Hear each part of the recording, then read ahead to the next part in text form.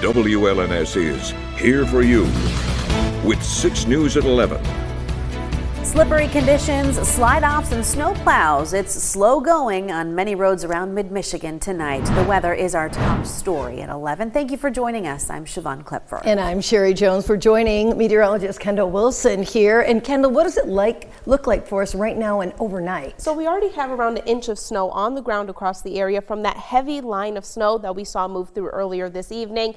And satellite and radar shows more lake effect snow showers to our west that will continue to move into our area overnight tonight. We've already seen some incredibly windy conditions, winds gusting as high as 35 miles per hour in Lansing, 41 for our peak wind gusts thus far in Jackson, and temperatures of course are going to continue to fall fairly rapidly as we go throughout the rest of the night. Current readings in the low 20s, even upper teens in places like Ionia and down in Coldwater.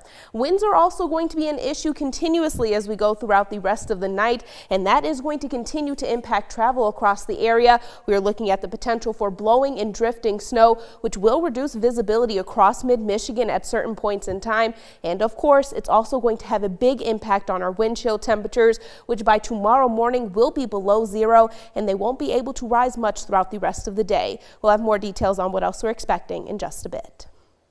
Kendall, thank you. And the cold that's starting to settle in mid-Michigan has Lansing in a code blue. That's the city's cold weather emergency management plan, which runs until 8 o'clock Saturday morning. The code blue allows local shelters to stay open longer, increase capacity, and allows the Lansing Fire and Police departments to take people needing help to local shelters. CATA will also offer free rides to those who need to get to a warming center or a shelter. For a list of shelters available during this code blue period, visit our website, WLNS.com.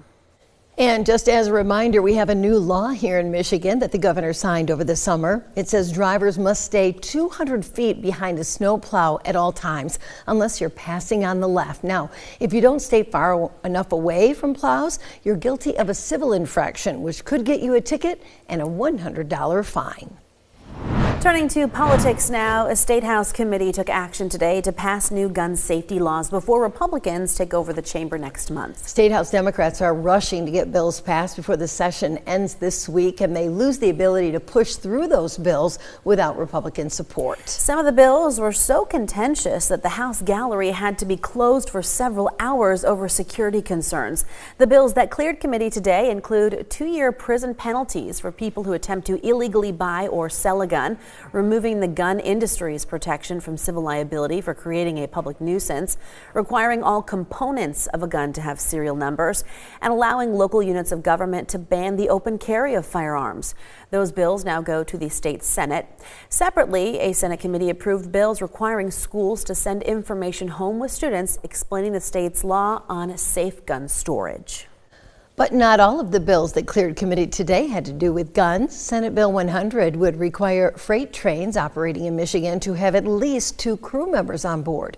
The bill would bring Michigan in line with federal regulations that were passed after some prominent train crashes around the country, including the disastrous crash in East Palestine, Ohio.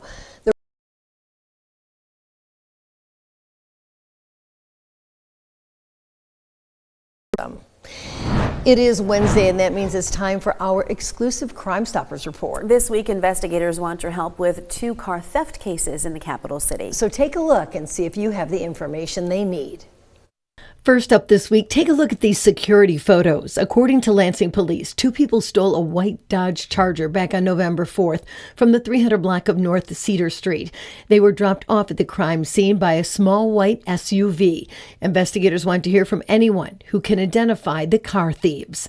Also this week, police are trying to identify these 2 people who stole a car in Lansing back on October 27th. It happened on the 600 block of American Road. That's on the far southern side of the city, just north of I-96. So if you know anything that can help police in either of these cases, just call Crime Stoppers. The number 517-483-STOP. Your information could make you eligible for a cash reward of up to $1,000. And remember, you don't have to leave your name to leave a tip.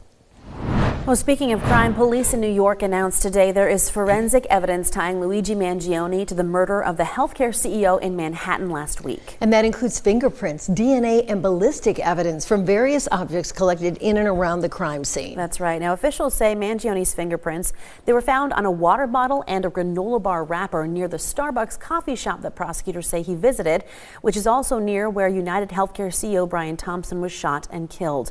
Police also say fingerprints on a phone found at the scene are a match to Mangione's. We were able to match that gun to the 3 shell casings that we found in Midtown at the scene of the homicide.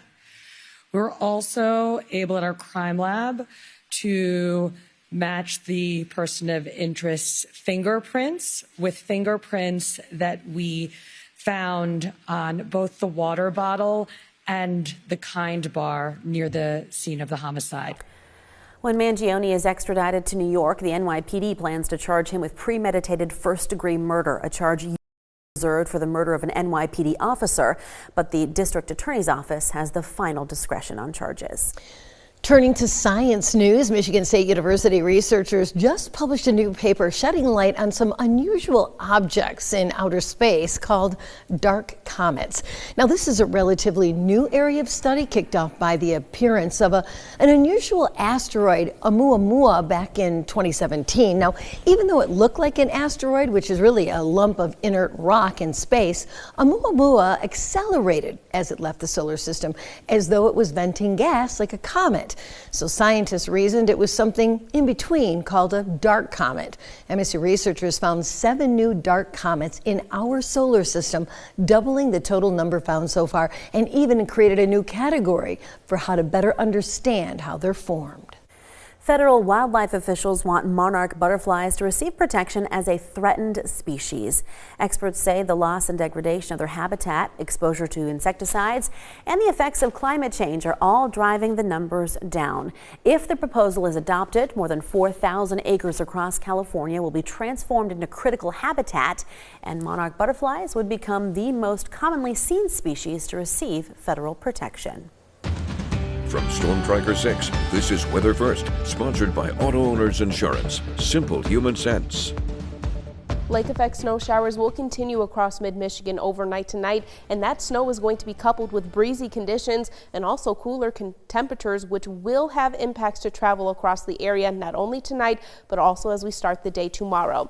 The good news is with the snow, some of our holiday displays likely going to look a lot more festive. Speaking of, the winner of today's Holiday Light series is William from Vandercook Lake. A beautiful setup over here, my personal favorite. In the bottom corner, he even has Snoopy getting some time in on his ice skates. Remember, there's still some time to submit your holiday display into the contest. To do so, just go to WLNS.com/holiday-lights.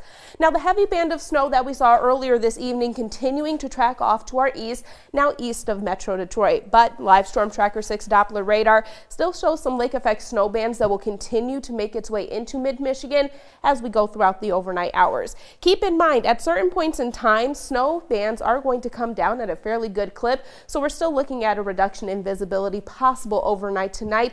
And of course, it is going to be coupled with winds gusting between 30 to 35 miles per hour. So blowing and drifting snow also going to be possible. In addition to that, temperatures tonight going to be falling down into the mid to low teens. And at that point in time, road salt actually becomes less effective. So keep in mind, even as you're traveling on treated roads, still some slippery and slick conditions going to be possible. Lake effect snow showers will continue even as we move into our Thursday morning. By Thursday afternoon, will begin to subside. Lake effect snow showers will diminish.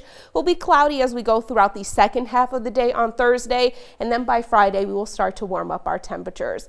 In terms of additional snowfall, we're expecting right around 1 to 2 inches of snow across the area, and maybe a very narrow band of 2 to 3 inches possible in between Charlotte and the city of Jackson as well. As I mentioned, winds also going to be a concern across the area. Wind chill temperatures in some locations already falling down into the single digits. digits. By the time we start the day tomorrow, those wind chill temperatures will be below zero, and we aren't going to see much in the way of improvements as we go throughout the day. Notice during the day, afternoon hours of the day on Thursday, wind chill temperatures still going to be in the single digits across the area. Across mid-Michigan right now, we have snow-covered roadways, but it looks like we're seeing a lull in terms of the flurries, at least here in the city of Lansing. Wind chill temperatures dropping down to 4 degrees with winds at 22 miles per hour coming out of the west. We're at 20 degrees for our current temperature in Grand Ledge, a peak wind gust of 35 miles per hour seen thus far. Snow-covered roadways in the city of Jackson currently feeling like temperatures are at 8 degrees with winds at 15 miles per hour, and a very similar situation in downtown Hillsdale, 20 degrees. Thankfully, no sustained winds at this time, but we did see winds gusting up to 36 miles per hour. Overnight tonight will fall down to 11 degrees, and notice we're likely only going to rise up to a high of 17 for tomorrow. Friday morning also going to be incredibly chilly, down into the single digits, but of course after that temperatures rebound incredibly nice. Upper 30s for highs on Saturday. We are right back into the 40s for Sunday with rain showers in the forecast. Most of next week looks dry, and thankfully it does look like there's a system in the area to give us at least a chance for a white Christmas this year. Okay, I'll take it. Yeah, did you see that on that Monday? It was 35, a little bit of, yeah. We had the little flurries in the icon there too, so there's some hope. Okay, all right. It's just going to be really cold tomorrow. Yes. Friday morning. Yeah, we got to get through the next 24 to 36 hours, and then we'll start to improve. All right, thanks, Kendall. Well, 6 News brought back one of our favorite holiday traditions this year, and we need your help. Yes, we would like to recognize remarkable women right here in Mid-Michigan who make a difference for their families and the community. So to make a submission, click on the Remarkable Women section of our website, WLNS.com, and then tell us all about the remarkable woman in your life. That's right. We will pick 4 women and profile them during Women's History Month in March. You have until December 20th to nominate someone. The director of the FBI announced today he would step down before Donald Trump takes office next month. We'll have reaction next. Thanks for watching 6 News at 11.